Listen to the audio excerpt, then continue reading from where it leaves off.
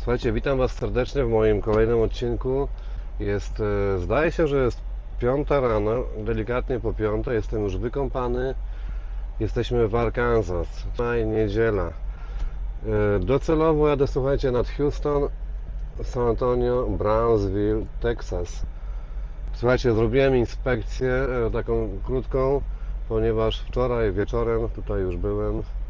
Jeszcze jak było widno, zrobiłem ją szczegółową, obejrzałem wszystko, jest ok. Zawsze, słuchajcie, przed wyjazdem w trasę robimy inspekcję. Robimy, nie robimy, mam pojęcie względne, ale pasowałoby tego traka obejrzeć, na pewno opony, jakieś wystające, wiszące rzeczy. Słuchajcie, dzisiejszy odcinek, no właśnie, dzisiejszy odcinek poświęcę na trochę opowiadania. Już nie będę pokazywał mojej pracy, bo ja tylko dzisiaj będę jechał też niedługo, bo już jestem za Little Rock, mam niedaleko, jakieś 7 godzin do celu. No mniejsza z tym, słuchajcie, ponieważ o tym krążą już, no może nie baśnie, ale mity, a chodzi dokładnie ile zarabia, słuchajcie, ile w Ameryce zarabia truck driver. Słuchajcie, tutaj u mnie nie ma w ogóle jakiejkolwiek konfabulacji, kłamstw, wymyślania, przeinaczania, co jest powszechną praktyką, słuchajcie, wśród właśnie w mojej branży. Kierowcy zawodowi, czy to w Polsce, czy w Ameryce, notorycznie, nałogowo kłamią i wymyślają. Niestety taka jest prawda i niech ktoś się obrazi lub nie, ale tak właśnie jest. Słuchajcie, rozbiorę na czynniki pierwsze zarobki kierowcy zawodowego w Ameryce. Tutaj oczywiście są no, dość duże widełki, sięgające nawet 20-30%. Chodzi o różnicę między jednym kierowcą a innym kierowcą, ale o tym Wam opowiem. Słuchajcie, w tym momencie kawa jest zrobiona, PTI jest zrobione, jesteśmy wykąpani, wychuchani, ogoleni, możemy jechać. Słuchajcie, jest bardzo w ogóle gorąco. Ja tutaj miałem wczoraj no niecałe 40 stopni Celsjusza. Na początku spałem z klimą, ale później już wyłączyłem. Nie mam tutaj w tym traku, słuchajcie, no właśnie, słuchajcie, ponieważ w ogóle tu już nie jeżdżę zielonym Peterbiltem. Uwaga, jeżdżę teraz też Peterbiltem, też klasykiem, ale jest taka zmiana.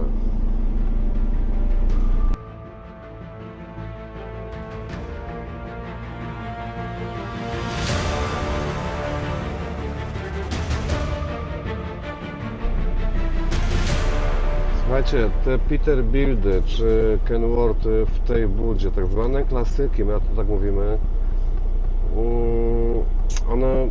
słuchajcie, one trzymają cały czas, to jest w ogóle prikaz, że tak powiem, customerów, czyli klientów, one takie mają być, one mają się nie zmieniać, słuchajcie, tutaj sprzęgło.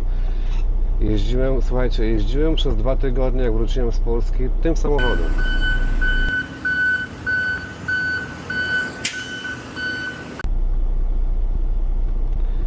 Do tego się przesiadłem, ponieważ nie miałem go obiecanego, ale lubię te samochody, mój boss o tym wie, no mniejsza z tym.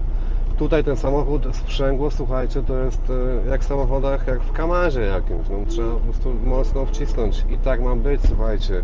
Tutaj się za wiele nie zmienia, mimo postępu technologicznego, XXI wiek, gdzie wszystkie auta się zmieniają, są coraz bardziej, wiecie, kosmiczne. Ten samochód nie, on ma taki być i dlatego właśnie tak go uwielbiam.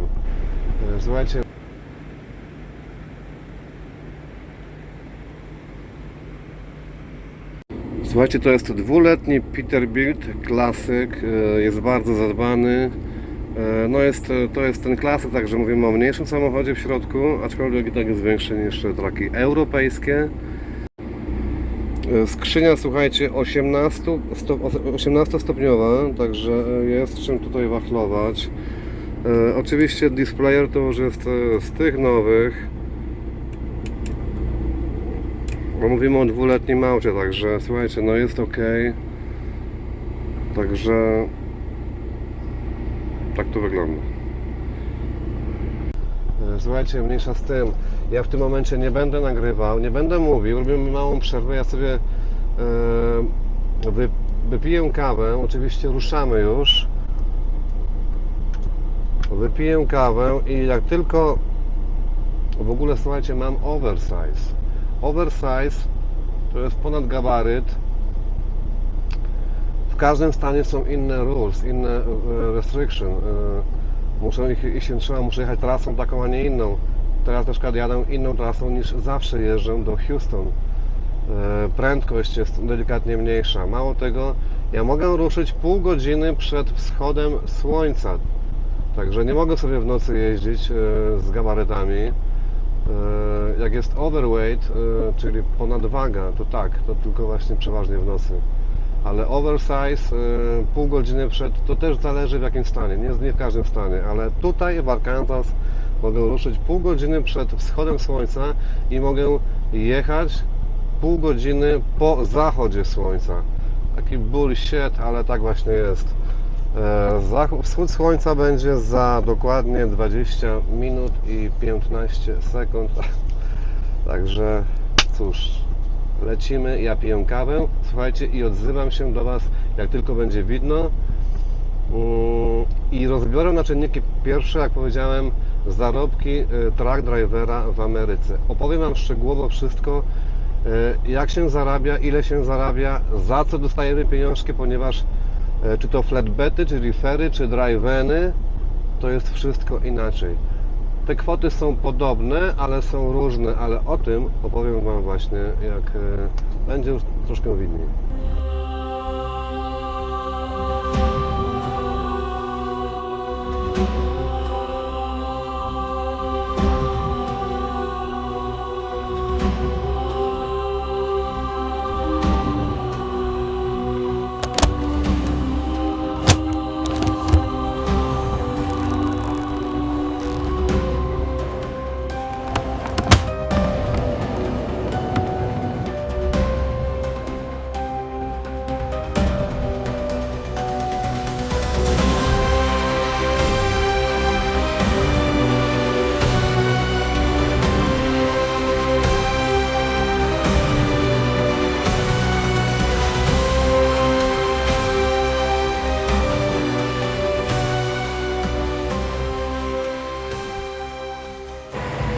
Słuchajcie, tutaj stanąłem na parking, jesteśmy już w Teksasie oczywiście.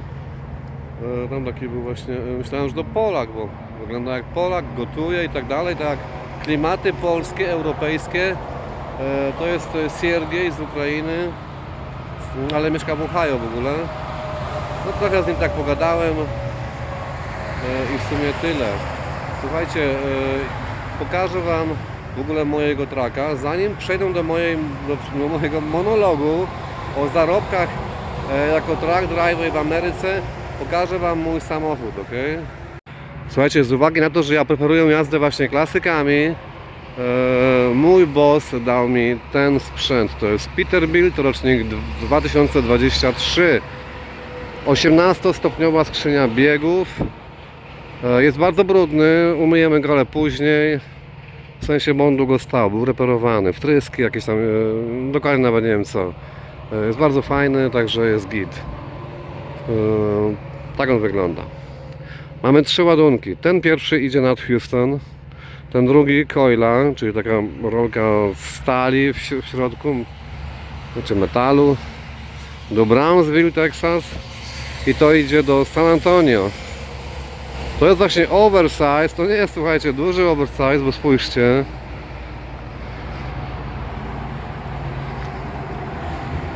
I tak z każdej ze stron tylko tyle, ale niestety to już jest oversize. Ja muszę go tutaj oplakatować w ten sposób. Również z przodu dwie flagi i to samo. Niektóre stany jeszcze wymagają jakieś tam oświetlenia, ale to jest akurat, ja nie potrzebuję oświetlenia. I tak to wygląda. Słuchajcie, rower to już jest kapieć, garbeć, ale naprawię go, no niestety, no, warunki atmosferyczne. I tutaj to wszystko, co tak krzywo to jest. No dobra. Słuchajcie, tak to właśnie wygląda. Jesteśmy już w samochodzie, ruszamy. Słuchajcie, mamy jakieś 3,5 godzinki do Houston. Z uwagi na to, że mam ten oversize, firma mi wysyła zawsze permit na każdy stan, przez jaki przejeżdżam. I to system robi mi tak zwaną marszrutę. To nie jest droga tradycyjna, odcinkami. No jechałem taką błazenadą i tak jest za każdym razem. Słuchajcie, jak system może mi nakazać jechać taką wąską drogą, nie autostradą szeroką i tak dalej, z poboczami, tylko jakimś badziewiem. Tutaj, gdzie zawsze się jeździ do Houston z Texarkany, to jest taki US 59, prosty strzał, no nie prosty, ale to ja muszę odbijać w ogóle w prawo, bo muszę czytać instrukcje w tym permicie i tak follow, jak mi tam wyznaczyli, żeby jechać. To jest, słuchajcie, to jest taki absurd. No nie tylko w Polsce są absurdy, tutaj również. Ale mniejsza z tym, słuchajcie, jedziemy, kawa jest zrobiona, Siergiej sobie, zobaczcie, tam kusza. Taki poczciwy jegomość, on to w ogóle przyleciał do córki, ma jeszcze wizę ważną, rok czasu i mówi, że wraca na Ukrainę. Ma 65 lat, do wojska go nie biorą, bo jest już za stary, ale on pomaga czynnie w wojsku, jak tylko może. On nie z bronią pewnie, ale z czymś tam innym, także ja, słuchajcie, tu poznałem wielu Ukraińców i no, powstała pewnego rodzaju nagonka w Polsce na Ukraińców, ale myślę, to ludzie w sumie nie są świadomi, bo czekam, znaczy no nie czekam, bo tak naprawdę, słuchajcie, to my jesteśmy tacy sami jak Ukraińcy, identyczni. My jako nacja, Polacy, nie tylko my. Uważam, że Polacy są jeszcze większymi malkontentami, zazdrośnikami, etc. Tutaj, słuchajcie, no niepotrzebne te wszystkie facebookowo, instagramowo, tiktokowe badziewia, te filmiki. Ja wam powiem, że jestem już zmęczony tak Facebookiem i Instagramem. Większego, powiem wam, że kiczu i tandety, błazenady, to nie spotka się nigdzie, naprawdę nigdzie. Moja absencja tam wynika z tego, że jestem już po prostu tym zmęczony. Całą monotematycznością i badziewiem, co tu dużo mówić. No. Dobra, słuchajcie, ale teraz tak, będziemy mówić o zarobkach. To jest, słuchajcie, temat, nie jest taki temat jak w Polsce. Słuchajcie, bo teraz jak? W Polsce czy w Europie, bo ja pracowałem dawno temu jako kierowca w ogóle w Europie na przerzutach, ale też pracowałem jako w firmie niemieckiej, typowo niemieckiej, żadny tam polski pośrednik, bo to jest też takie... W Polsce mamy jak? Kierowca ma najniższą podstawę przeważnie, chyba tam, że sobie wypracuje staż pracy, lat 15, 10 ma tam więcej. I potem ma dniówki, tak? Ja tak bynajmniej miałem. Żadnych innych dodatków nie było. Czyli ile byłem dni w trasie na przerzutach, tyle zarobiłem i tak każdy miał. Czyli te pensje są mniej więcej stałe dla każdego. Pamiętam, że były też kilometrówki, nie wiem czy są. W życiu bym nie wsiadł do samochodu w Europie na kilometry. Tutaj tak. Tutaj w Ameryce kierowca ma przeważnie kilometry. Pod górkę, a my jesteśmy, słuchajcie, bardzo ciężcy. Teraz tak, słuchajcie, jak to właściwie jest?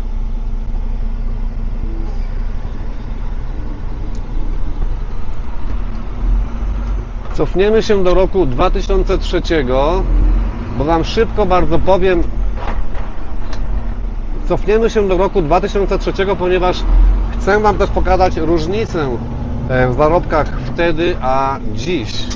Spójrzcie, rok 2002 ja miałem możliwość przyjechania do Ameryki, to był 5 luty 2002 rok. To był Nowy Jork, były jeszcze ruiny po World Trade Center, ale mniejsza z tym. 2003 jestem już w Chicago, zdałem prawo jazdy, ale nie mam experience'u, czyli doświadczenia. Szukam pracy.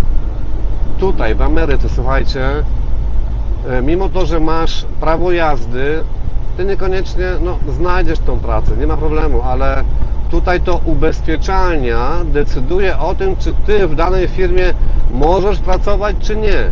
Przykładowo, jesteś młodym chłopakiem, masz lat 21, bo od tego wieku można prawo jazdy zrobić, chyba w Polsce też. Masz prawo jazdy na CDL, czyli CIE po polsku. Nie masz innego auta, nie masz innej insury, czyli ubezpieczenia. Jesteś młody, jesteś kawaler. Generalnie ogromne ryzyko dla ubezpieczalni, że ty spowodujesz wypadek.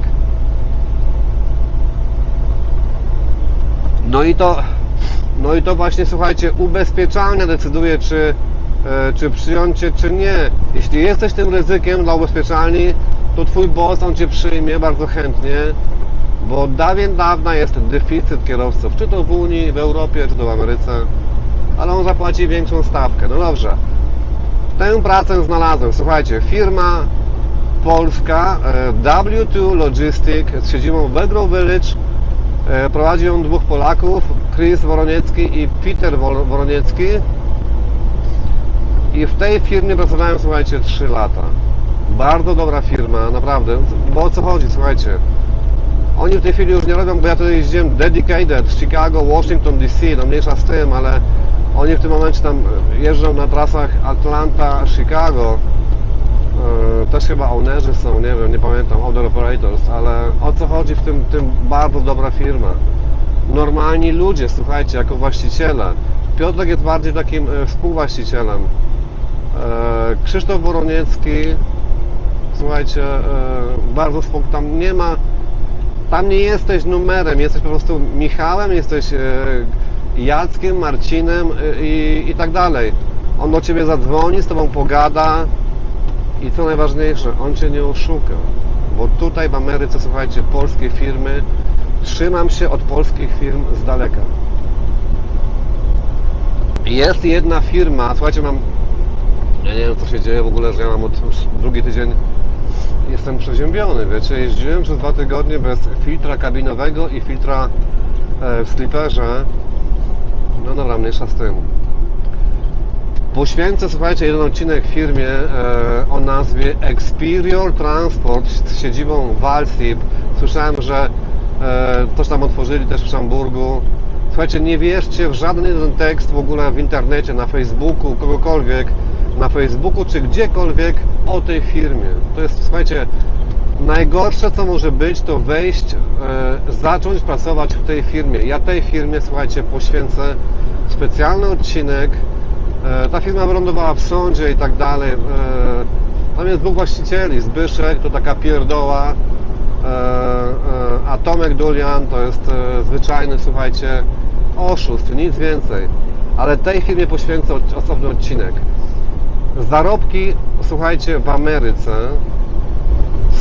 są widełki. Jak powiedziałem wcześniej, masz prawo jazdy, zaczynasz pracować. Moje zarobki wtedy, w roku 2003, kształtowały się, gdzie jeździłem tak około 3,5 tysiąca mil tygodniowo.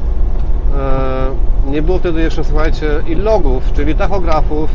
Było trochę inaczej, ale wszystko było mniej więcej legalnie.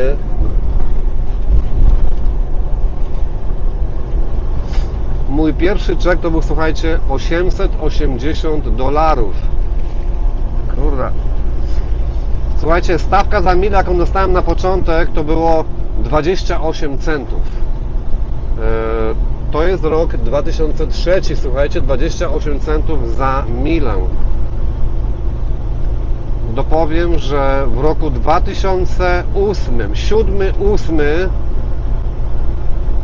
to było 44-46 centów, tak, coś takiego było. To był wtedy potem przed kryzys i te stawki poszły delikatnie na dół, właśnie w firmie Experior Transport, o której zrobię osobny odcinek.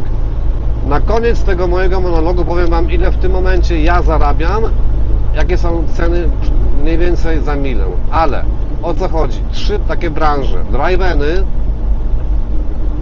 reefery, flatbedy. Słuchajcie, na każdej z tej stawce są inne płace, mniej więcej właśnie za milę. Mało tego, ktoś sobie wymyślił tutaj w Ameryce, w polskich firmach, że, bo chyba zdaje się, że w amerykańskich tak nie ma, ale nie jestem pewien, mniejsza z tym, że stawka za milę jeżdżąc na wschód, czyli Nowy Jork, Filadelfia, Boston, powinna być inna niż jazda na west, czyli na zachód, czyli Denver, Los Angeles, Salt Lake City, San Francisco, etc., etc. Na zachód mniejsze stawki, rzekomo dlatego, ponieważ tam są tańsze loady i tak dalej, ale co konia obchodzi, że się wóz przewrócił? Ja robię te same mile co mój kolega jadąc do Nowego Jorku, dlaczego on zarabia więcej niż ja? To on ci powie, a bo ty masz więcej mil. No tak, ale ja muszę więcej pracować. Ja tutaj, w mojej firmie mam jedną stawkę. Nieważne, czy jadę na wschód, czy na zachód, czy na południe. Mam jedną stawkę za milę. Coś wam pokażę. Tutaj ten ładunek, jako wyładunek jest za darmo. Ale targ jest 6-fitowy, czyli $75. Tutaj drugi wyładunek mój, czyli ten, jest już za $100. To jest tarp 4-fitowy, czyli 1,20 m. On jest za $50 tarp i wyładunek 100, czyli 150. To jest coila, to jest tarp też 4-fitowy, czyli kolejne 50 czyli generalnie za same zrzutki znaczy tarp jest tylko liczony, słuchajcie, w jedną mańkę, czyli na pick-upie. Ale to jest no pół, niech będzie 25, czyli 50, czyli 250 jest za same te dwa wyładunki, także uważam, że to jest całkowicie uczciwie. W tym momencie nawet nie chcę słyszeć o żadnych czy drivenach, czy reeferach. Jeśli ktoś w tym momencie przyjedzie do Ameryki i zrobi prawo jazdy, bo ma wizę albo green card'ę i tak dalej, to maksymalnie co dostanie chyba na start to około, słuchajcie, nawet nie mówię o firmach amerykańskich, bo ja w życiu nie poszedłem do firmy amerykańskiej jeździć, tam po prostu nie ma pieniędzy. Mówimy o firmach, no tutaj z aglomeracji Chicago, czyli firmy europejskie, niekoniecznie polskie, ja też unikam polskich firm, ale na start jako bez doświadczenia około 60 centów za milę. Do tego dochodzą, słuchajcie, na reeferach i na drivenach dodatek. Tak zwane LTL, bo słuchajcie, jazda z jednym ładunkiem tutaj przestała się w ogóle opłacać, czyli firma ściąga kilka ładunków, lokalni kierowcy ściągają, to trzeba roztresować i ten kierowca załadowany jest przykładowo na wschód i ma kilka stawów, kilka ładunków, na przykład ma 3. To pierwszy ładunek ma za darmo, drugi i trzeci ma za $50. Kiedyś było 25, dawno temu. W tym momencie 50. Jeśli zbiera załadunki, ma 2 na przykład do Chicago, to pierwszy jest za darmo, drugi jest też za $50. Słuchajcie, tak summa summarum, od 8 lat są ilogi w Ameryce, czyli tachografy europejskie. Nie zrobi się więcej jak 3-3,5 tysiąca mil w tygodniu przy tych zjazdach do Chicago. Ja do Chicago nie zjeżdżam, od tego trzeba zacząć. Słuchajcie, to można bardzo łatwo policzyć. 3000 mil razy 6000 to jest 1800, no jakieś 2200 max, może jak się uda 2400 się zarobi. Oczywiście wszystkie kwoty, które mówię, to są tygodniowo. Tutaj w Ameryce pensja jest co każdy piątek, czyli nie co miesiąc jak w Europie całej, tylko co piątek. Jak ten młody kierowca zarobi, słuchajcie, od $2000, jak dobrze pójdzie, słuchajcie, do 2400, to naprawdę powinien uszami klaskać. Potem wiadomo, im jest większy experience, tym może, słuchajcie, starać się o podwyżkę. Tak jak ja zrobiłem to w roku 2003, po 3 miesiącach jazdy truckiem w Ameryce, bo ja prawo jazdy już miałem zrobione w Europie, dawno jako młody chłopak.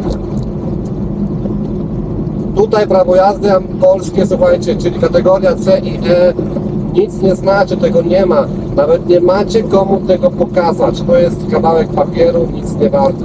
Tutaj CDL trzeba zrobić. Ale ja po 3 miesiącach do mojego bossa dzwonię, słuchaj, ja na Pansnim byłem, jestem tam dalej, że chciałbym podwyżkę, pamiętam jak dziś, jak on do mnie mógł, pamiętam to, słuchajcie, a ile ty jeździsz w Ameryce? Ja mówię, no 3 miesiące i ty chcesz podwyżkę? Ja mówię, no tak. No way i tak dalej. No to mówię, że odchodzę, no to odchodź, dobra. Szukam pracy, gazeta, słuchajcie, nikt mnie nie chciał przyjąć do roboty, bo mówiłem wszędzie, że mam 3 miesiące experience'u. Za mało, za mało, za mało. Mówię, Jezus Maria, co ja zrobiłem? Nie mam pracy. Słuchajcie, mija tam chyba 5 godzin, telefon, mój boss, okej, dam ci podwyżkę. Tak to się skończyło. Tutaj jeżdżąc pół roku można też, słuchajcie, ale teraz tak. Nie wiem co on robi, słuchajcie, do was miga w lewo. Jedzie wolno, można myśleć, skręci w lewo, ale czai się. Słuchajcie, w tym momencie refery, drivery dla mnie w ogóle nie istnieją. Nie chcą, tam nie ma po prostu pieniędzy. Flatbed tutaj, ta firma, czyli tutaj, gdzie jeżdżę już 2 lata, bez mało. Słuchajcie, moja stawka za milę od samego początku to 70 centów za milę. Do tego dochodzi tak zwany over the road bonus. Po 2 tygodniach w trasie jak jestem, mój boss za każde zostanie kolejny tydzień płaci mi ekstra $200. Tutaj mamy dużo dodatków, słuchajcie. Każdy stop to jest nie 50, tylko nie każdy, ten drugi, trzeci, czwarty, piąty i tak dalej. To się tyczy tak samo wyładunków, jak i załadunków. To jest $100. Jeśli nie ma pracy, słuchajcie, ja stoję, przykładowo zrzucam, jestem już totalnie pusty, melduję to w firmie, nie ma załadunku, jestem w Los Angeles i czekam do jutra. Mój boss mi płaci $200 za to. I tak za każdy dzień, tak zwane layover. Słuchajcie, każda plandeka jest płatna. Są różne rozmiary plandek, tak? Jest tak zwany partial tart, czyli taki mały, na jakieś tam niskie ładunki, małe. 4-fitowy tart, czyli metr tam 20, 1,80 m i 2,40 m wysokości. Każdy z nich kosztuje adekwatnie 50, 75, $100. Jeśli ja zakładam tarp, ja mam za to płacone, słuchajcie. Jeśli zepsuje mi się samochód i naprawa trwa 1 dzień, mam za to płacone też $200. Słuchajcie, kiedyś naprawiłem tutaj, zaczął pasek mi się ślizgać, klinowy i go sam po prostu wymieniłem. Kupiłem, pojechałem do Peterbilta, przepraszam, to było w Kaskadii jeszcze nie jeździłem klasykiem, to było w Kaskadii. Kupiłem pasek, wymieniłem ten pasek sam, mój boss mi zapłacił $200. Słuchajcie, tutaj mój boss płaci dosłownie za wszystko. Nie spotkałem, słuchajcie, oby tak było, oby to się nie zmieniło, bo wiem, że w Ameryce nic nie trwa wiecznie, ale oby tak było, ponieważ tutaj moja firma, słuchajcie, mój boss, nie spotkałem w Ameryce bardziej uczciwego, słuchajcie, człowieka. Nie muszę liczyć, nie muszę w ogóle martwić się, że nie ma layover, nie muszę martwić się o to. On się wszystkim zajmuje, słuchajcie, w każdej innej firmie, na przykład w firmie Expeditor Transport. Tam było co tydzień, słuchajcie, przychodzi statement, co tydzień czegoś brakowało. Nie brakowało, słuchajcie, $2. Brakowało dużo. Firma chyba jest nastawiona na to, żeby oszukiwać ludzi, ale jak powiedziałem, tej firmie poświęcę specjalny odcinek i to nie będą superlatywy, będę tam po prostu mówił tak, jak naprawdę w tej firmie było. i podejrzewam, że jest, bo tam się nie ma prawa nic zmienić. Trzymajcie się od tej firmy naprawdę z daleka. Tutaj w tej firmie, słuchajcie, w tym momencie, przy tym słabym markecie zarabia się $3000, bo słuchajcie, jednego tygodnia zarobi się więcej, innego mniej. Tak to jest właśnie, tak to jest w życiu. Ale można zarobić nawet $4000 tygodniowo, a potem na przykład 200, 2,5. Słuchajcie, średnia wychodzi $3000. W żadnej firmie, słuchajcie, na referach i na drivenach nie zarobicie tych pieniędzy. Nie ma takiej opcji. Tutaj firma Kingpin Trucking, słuchajcie, bo tego nie mówię, żeby moją firmę reklamować, ponieważ to nie jest w ogóle w moim interesie, bo im więcej kierowców przyjdzie do tej firmy, to tym pewnie ja będę miał gorzej, ale to nie o to chodzi, ja to mam to wywalone. Mówię po prostu jak jest. W tej firmie zarabiamy naprawdę bardzo dobre pieniądze. Mój boss płaci za wszystko. Na drivenach w tym momencie i na referach, te refery wam powiem, że mają różne okresy takiej świetności, bo zależy od produsu, czy to w Kalifornii, czy to w Meksyku, bo on nie rośnie cały rok. Są takie etapy, refery są, robota na referach nie ma i tak dalej. Tak to właśnie wygląda, słuchajcie. Czyli te zarobki tutaj, amerykańskie, słuchajcie, bo ja wiem, że niektórzy kierowcy przeważnie zawyżają, że ile to on nie zarabia. Ci owner operators, ja nie oglądam tych kanałów, bo tam nikt nie ma mi nic do powiedzenia, ale jak słyszę tych owner operators, którzy mając traka w leasingu czy w kredycie, on tam chwali się, ile to on zarobił dzisiaj, a później, wiecie, nie ma nawet na transmisję, remont transmisji i tak dalej. Takie śmieszne dla mnie. Jak gdyby to się opłacało, słuchajcie, to bym już wrócił do mojego traka. Na razie jeszcze czekam. Nie mogę go sprzedać, nie wiem co mam robić, ale uznałem, że lepiej będzie mi na razie, póki co, jako company driver w mojej firmie, tutaj na Chopetach, ponieważ jest dobry sprzęt, dobra firma, uczciwy pracodawca. Słuchajcie, to jest rzadkość. Uczciwość w Ameryce. No, słuchajcie, to jest towar deficytowy. Naprawdę, słuchajcie, polskie firmy, o których wspomniałem, że unikam tego. Słuchajcie, to nie jest to, że ja nie jestem patriotą. Po prostu to jest podobnie jak w Polsce, słuchajcie, każdy chce cię wywalić na kasę, co tu dużo gadać. My chyba to mamy we krwi, my Polacy. Absolutnie nie. Nie chcę nawet słyszeć, słuchajcie, o polskich firmach w Chicago, o polskich firmach transportowych, ponieważ nie zawsze jeździłem truckiem, był taki okres, gdzie pracowałem na budowie z Polakami, to byli górale, tam z okolic Zakopanego i tak dalej. Słuchajcie, świetna ekipa, także jeśli chodzi o te rzeczy, to absolutnie to jest inaczej, całkowicie inaczej. Ale jeśli chodzi, mówię tylko w kontekście transportu, unikam polskich firm jak oka w głowie. Nie chcę w ogóle o nich słyszeć. Tutaj ta moja firma, słuchajcie, to jest firma też ukraińska. Otworzył ją, słuchajcie, też Mike. To był dyspozytor, który pracował jako dyspatch w firmie fletmeciarskiej właśnie. Zamarzyło mu się, słuchajcie, ma bardzo duży experience, jeśli chodzi o to wszystko. Zamarzyło mu się otworzyć firmę i otworzył firmę i w tym momencie zdaje się, że ma ponad 40 samochodów. Słuchajcie, prowadzi to wszystko bardzo dobrze, wiecie. Bałagan jaki jest w ogóle w transporcie, tutaj no nie mogę winić tylko mojej firmy za pewne jakieś tam fuck-upy. To jest normalna rzecz w tej branży. Ale słuchajcie, nie chciałbym, mam nadzieję, że do tego nie dojdzie, że będę musiał zmienić firmę, ponieważ ta firma póki co jest bardzo dobra. $3000 na ten rynek kiepski, który jest od 3 lat w Stanach, to uważam, że to są bardzo podziwne pieniądze. Słuchajcie,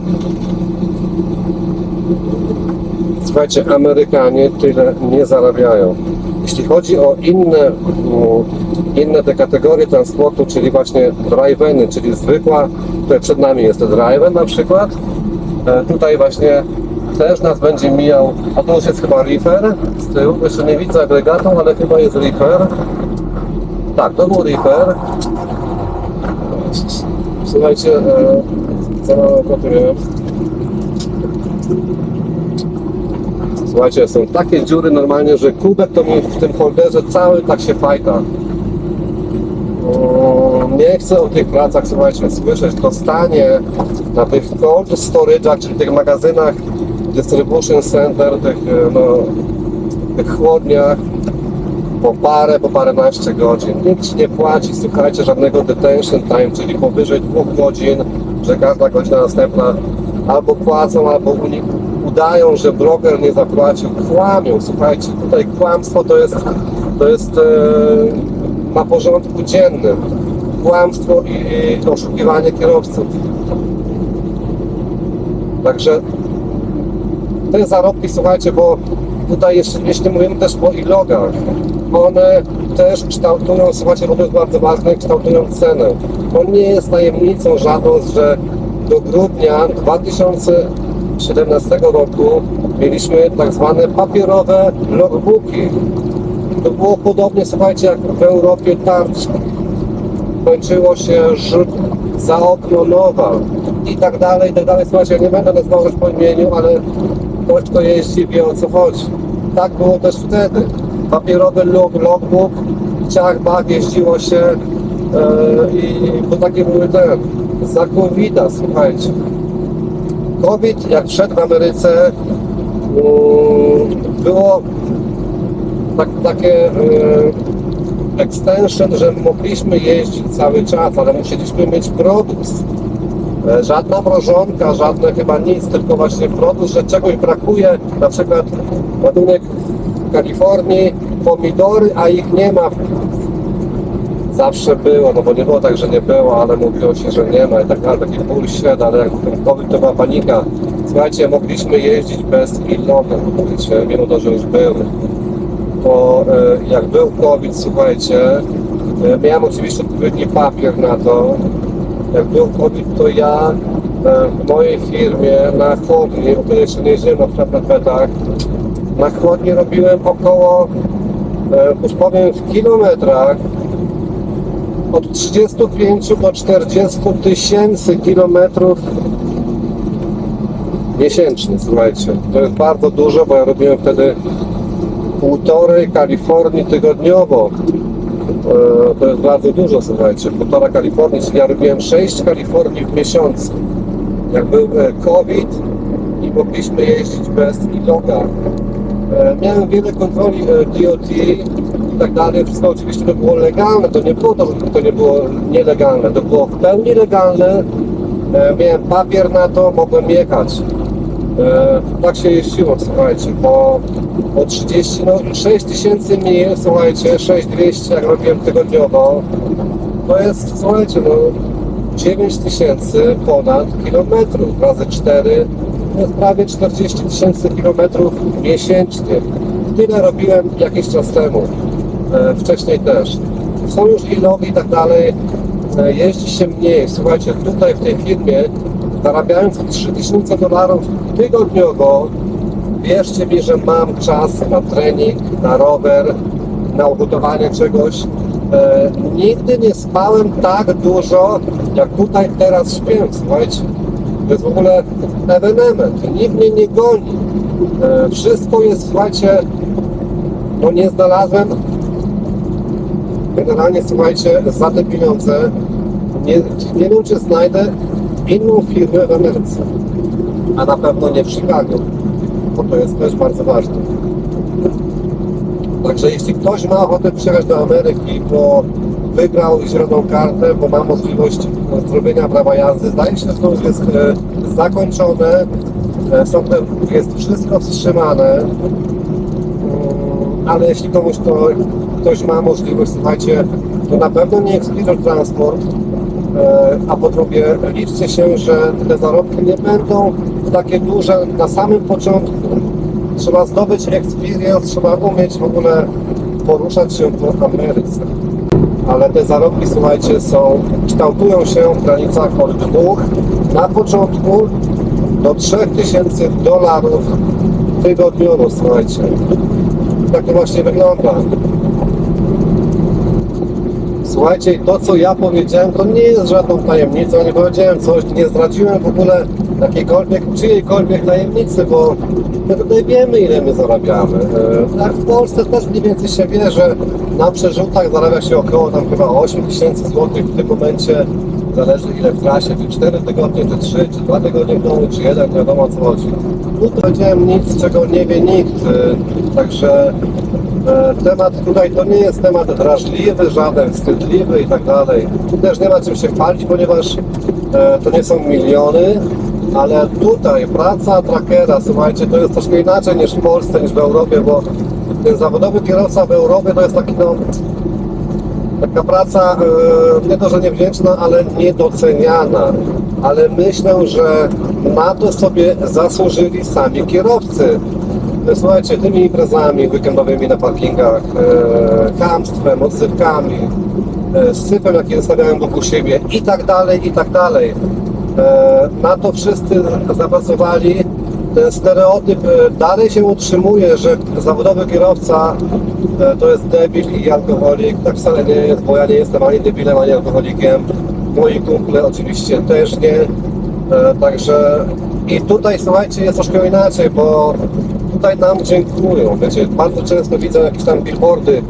Dziękujemy zawodowy kierowco. Gdzieś tam na podstawach również podziękowania, słuchajcie, podziękowania za to, że my dostarczymy im te produkty niezbędne do dalszej, słuchajcie, egzystencji. No bo jak nie my, to kto? Nikt. Dentysta pojedzie, zawiezie? Nie. Adwokat? Nie. I tak dalej, i tak dalej. Słuchajcie, ja to moją pracę tak naprawdę pokochałem, aczkolwiek jest jakaś tam granica, że tutaj jestem ileś tam miesięcy, mam dość, do Polski wracam na pewno parę miesięcy, ale nie wyobrażam sobie, słuchajcie, być dentystą i komuś w szczękę zaglądać całe życie. Nie wyobrażam sobie być adwokatem i siedzieć w tych głupich papierach i głupich przepisach. To pieniądze, jakie pieniądze? Ja zarabiam tutaj, słuchajcie, jeśli pomnożymy te 3000 razy 4 tygodnie, no to każdy chyba umie liczyć, ile to jest $1000 miesięcznie. Także czy zawodowy kierowca w Ameryce zarabia małe pieniądze? Uważam, że nie. Oczywiście, słuchajcie, to nie jest kwota netto, bo są dwa warianty podatkowych rozliczeń. 1099, czyli 1099, czyli na własną działalność gospodarczą, albo W2, czyli jesteś niby w firmie, słuchajcie. Te podatki, słuchajcie, to jest inny temat, na ten temat się nie będę wypowiadał, ponieważ to jest już temat, powiem Wam, że też jeszcze bardziej różnoraki i złożony. Niektórzy się rozliczają, niektórzy nie, niektórzy mniej, niektórzy inni bardziej. Ja się na przykład rozliczam i z tej kwoty muszę coś tam jeszcze oddać, ale to nie jest tak, że ja oddaję im tyle, ile w Polsce się oddaje. To wcale nie jest tak. Aczkolwiek tutaj też jest ten znowu inny temat, słuchajcie, bo tak to musiał tutaj już są takie, słuchajcie, odnogi już, ubezpieczenie, które w Ameryce po prostu jest zerowe. Potem jest opieka zdrowotna, mimo tych wszystkich, słuchajcie, szpitali, technologii i tak dalej. Tutaj za wszystko, słuchajcie, trzeba płacić. Opieka zdrowotna, uważam, jest dramat. Emerytura, ubezpieczenie, dramat. Słuchajcie, tylko tutaj te zarobki są naprawdę bardzo dobre. Jeśli chodzi o teksty, podatki, to w każdym stanie jest też inaczej. Ja jestem rezydentem Florydy i też płacę inaczej podatki niż rezydent Illinois. Na Florydzie nie ma na przykład podatku stanowego. I tak dalej, i tak dalej. To nie jest temat na teraz. Ja mówię stricte o takich czystych pieniądzach, jakie zarabiamy w firmie za naszą wykonaną pracę. Tak to właśnie wygląda, słuchajcie. Czyli mówimy o czterokrotnie większych pieniądzach niż w Europie. Nawet więcej. Słuchajcie. więcej niż 4 razy, 5-6 razy.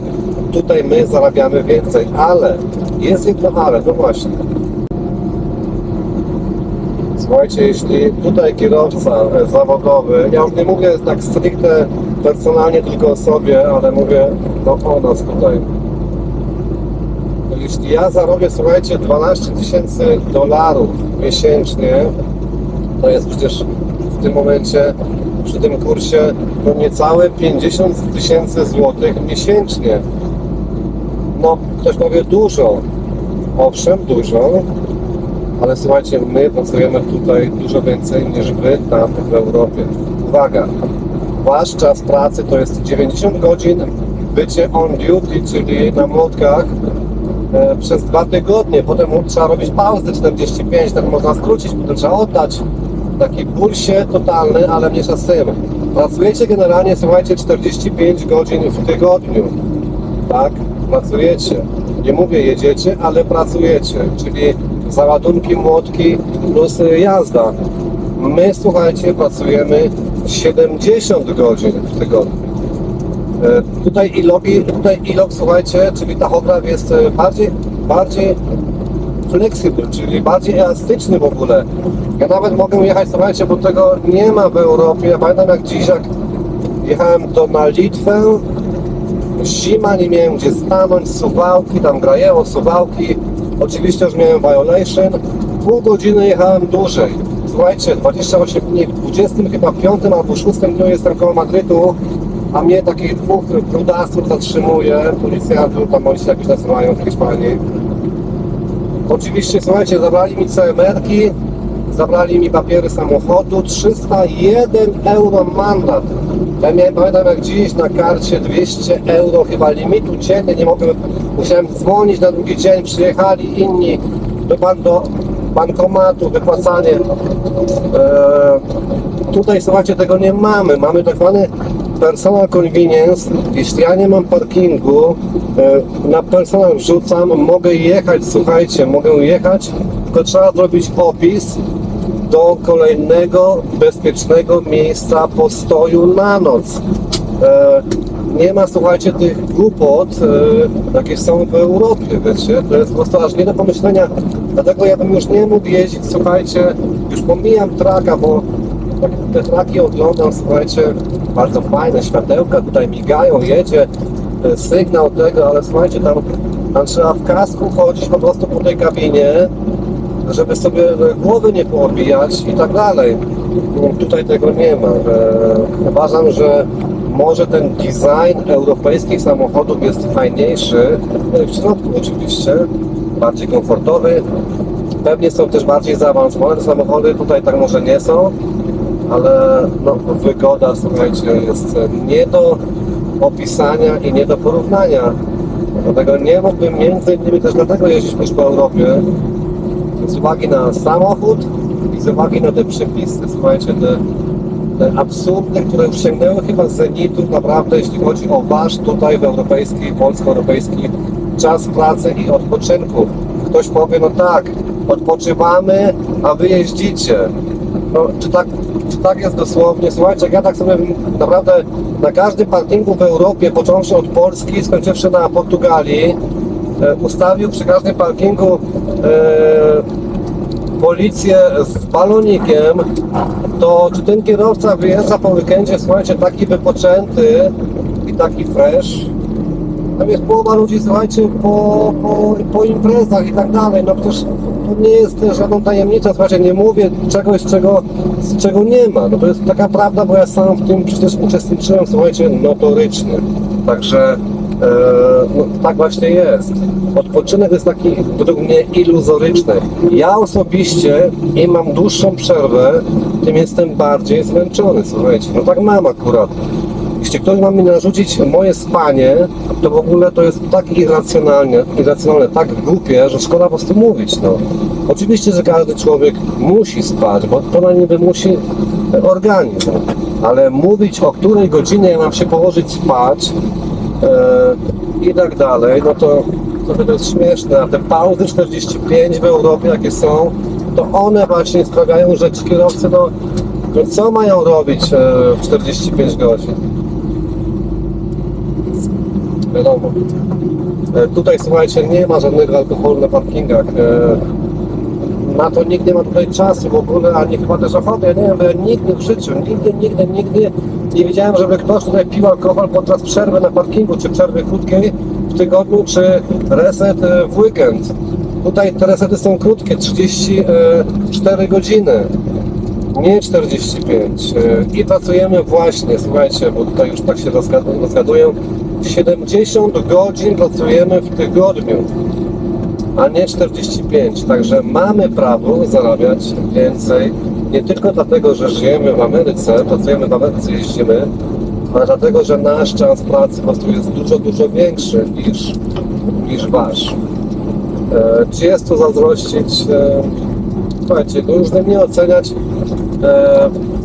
Ja tylko was chciałem po prostu poinformować, żeby każdy wiedział, słuchajcie, bo tych filmów i tych bajek na internecie, na YouTubie jest tyle o tych zarobkach, po prostu, że szkoda by mówić, no jest jak jest. Szału nie ma, ale myślę, że w dobie tego wszystkiego, co się dzieje na świecie, $3000 tygodniowo, słuchajcie, to są bardzo, ale to bardzo dobre pieniądze, nawet tutaj, na życie tutaj w Ameryce, bo tak naprawdę wam powiem, że jak ja byłem w Polsce teraz 3 miesiące, byłem bardzo zajęty, ale już nie chcę mówić tak jak inni, że uczestniczę w projekcie jakimś, nie, coś robię u siebie na nieruchomości, wydaję pieniądze, nie mam czasu i tak dalej. Słuchajcie, życie w Ameryce jest tak samo drogie jak życie w Polsce.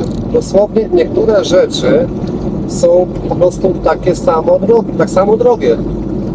Mówimy o Polsce i o tych zarobkach w sumie niskich.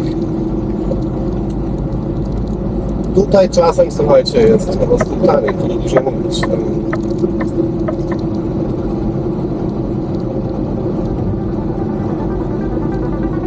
Słuchajcie, ja już ten odcinek właśnie kończę w tym momencie, bo ten filmik stawał się zbyt długi. Czasem po prostu nie mam nic do powiedzenia, a czasem nawijam jak Katarynka. Słuchajcie, wiecie już jak to jest z tymi zarobkami w Ameryce. Słuchajcie, sorry za audio, ale to jest wina tych połączeń bezprzewodowych. Nie rozkminiam tego, ponieważ nie mam na to czasu. Leci jak leci. Postaram się tylko, żeby było to audio coraz lepsze i lepsze, mimo mojego dobrego sprzętu, który mam. Słuchajcie, dziękuję wam za uwagę i mam nadzieję, że widzimy się następnym razem. Pozdrawiam was serdecznie.